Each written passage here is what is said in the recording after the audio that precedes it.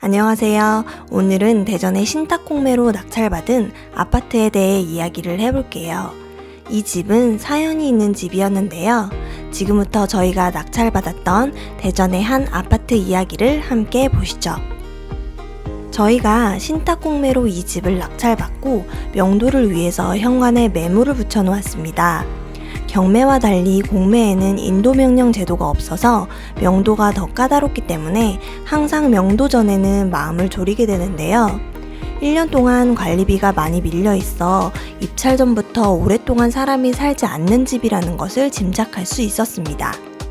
그렇게 매물을 붙여놓고 왔는데 다행히도 일주일 정도 후에 집 주인의 아내분께 전화가 왔어요. 어떻게 해야 되나요?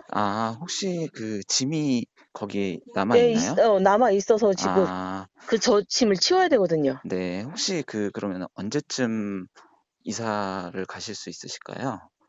거기는 짐만 빼면 됐는데 저희가 거기 네. 그 짐 치워주는 업체랑 제가 연락을 한번 해봐야 될 것 같아요. 그래요? 네, 그러면은 네, 그 일정만 좀 알아봐서 알려주시면 네, 저희도 그렇게 알고 네, 짐 빼주시면 네, 혹시 몰라서 뭐 내용 네, 증명이나 이런 것도 보내드리긴 했는데 네. 그 그런 집에 아예 거주를 하지 않아서. 그러시구나. 네네. 네. 지금은 아무도 살지 않는다고 했습니다. 낙찰 상황을 잘 설명드리자 다행히도 호의적이셨고 집안 내부를 확인하고 싶다고 하니 선뜻 비밀번호도 알려주셨습니다. 이번에도 이렇게 명도가 간단히 해결되었습니다. 내부가 궁금한 마음에 비밀번호를 받고 그날 저녁 바로 대전으로 향했습니다. 집에 들어가자마자 나던 쾌쾌한 냄새와 담배 쩌든 냄새. 집에서 담배를 아주 오랫동안 많이 피우신 듯한 느낌이 들었어요. 사람이 살던 흔적은 있지만 왠지 으스스한 느낌. 식탁 위에는 약봉지가 아주 많이 있는 걸로 보아 살던 분이 조금 아프셨던 것 같아요. 담배는 화장실에서 많이 피우셨나 봅니다. 화장실에 담배각이 여러 개 남아 있었거든요. 살림으로 가득 차 있었지만 곳곳에 먼지가 가득 쌓여 있는 것으로 보아 짐작대로 오랫동안 사람이 살지 않았던 것 같아요. 낙찰받은 집을 실제로 들어가 보니 이 집은 풀 인테리어를 해야만 하는 집이라는 걸 확인했습니다. 천장부터 바닥까지 성한 곳이 하나도 없었으니까요. 짐 정리를 위해 아내분께 다시 전화해보니 날짜에 맞춰서 짐을 모두 처리해 주시겠다고 이야기하셨습니다. 짐을 옮긴 날 확인을 해보니 밀린 관리비까지 모두 처리해 주셨더라고요. 사실 아내분께 밀린 관리비 관련해서는 따로 이야기는 드리지 않았고 저희가 처리하려고 생각을 하고 있었거든요. 근데 알아서 처리를 해주셔서 예상 지출을 줄일 수 있었습니다.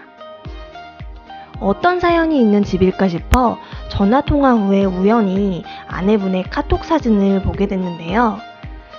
아마도 이 집은 남편이 혼자 살던 집이었던 것 같고 오랫동안 함께 살지 않았던 것 같기도 했습니다. 최근 카톡 사진에 장례식 사진이 있길래 뭔가 해서 보았더니 남편이 고인이 된 것 같았어요.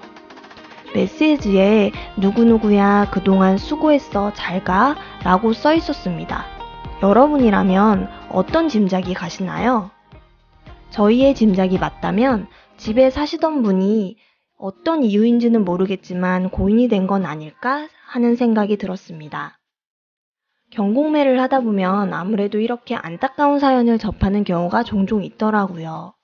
마음이 아프고 혼란스러울 때도 있지만 버려진 집이 새롭게 재탄생해서 사용되는 모습을 보면 다른 한편으로는 보람을 느끼기도 합니다. 진짜 그게 맞다면 정말 안타깝네요. 무섭기도 하고 말이죠. 경매 공매에서 낙찰받은 집에 가면 별의별 사항이 많을 것 같단 말이에요. 네, 맞습니다. 그래서 저희도 낙찰 후 명도 과정에서 가장 조심하게 되는 것 같아요. 그래도 이 집은 명도가 쉬운 경우네요. 아무래도 아내분께서 밀린 관리비랑 폐기물 처리까지 모두 해주셨으니까요. 이런 경우가 흔치 않지만 채무자 부인께서 잘 협조해 주셔서 쉽게 명도가 되었던 케이스입니다. 지금까지 여러 채 낙찰받은 것 같은데 명도할 때 주로 어느 정도 지출 예상 금액을 잡죠? 케이스마다 조금씩 다르겠지만 대략 100만 원 전후 정도로 생각하고 있어요. 명도 과정은 쉽게 진행되었지만 집 상태가 좋지 않아 풀 인테리어 공사를 시작했습니다. 인테리어는 모든 것을 하는데 800만 원이 들었는데요. 대전 지역에서는 저희가 인테리어를 몇 번 진행하신 사장님이 계셔서 저렴하게 잘 해주셨습니다. 낙찰가 1억 1,700만 원, 인테리어 비용 800만 원, 법무비 포함 취득세 160만 원, 중개수수료 40만 원, 총 1억 2,700만 원이 들었습니다. 전세는 1억 3천에 마쳤습니다. 낙찰가 대비 전세가를 높이 받아서 플러스 P로 세팅한 경우인데요.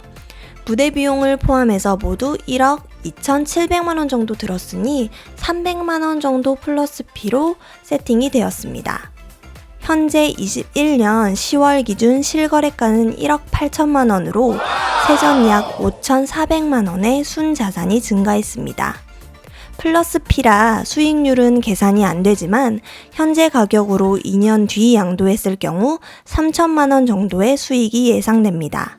세금은 일반 과세 기준으로 규제지역 3주택 이상일 경우 양도세 중과 30%를 포함하여 홈택스에서 모의로 계산해 보았습니다. 세금이 많긴 하지만 그래도 300만 원 플러스 P에 3천만 원 수익이라면 적지 않은 것이라고 생각됩니다. 대출이 나오지 않는 지역은 어쩔 수 없이 잔금 시에는 투자금이 많이 들 수밖에 없습니다. 많은 분들이 경공매를 할 때 대출 제한된 지역은 시도하기 부담스럽고 그렇다면 지방으로 눈을 돌려야 하나 고민을 하게 되는데요. 그래서 경공매를 막 시작하시는 분이라면 내가 가장 잘 아는 지역부터 하는 게 좋습니다.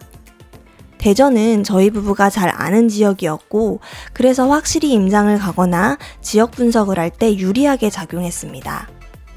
내가 사는 지역 혹은 내가 오랫동안 살던 지역을 유심히 보는 것부터 시작하신다면 좋은 물건을 만나실 수 있을 겁니다.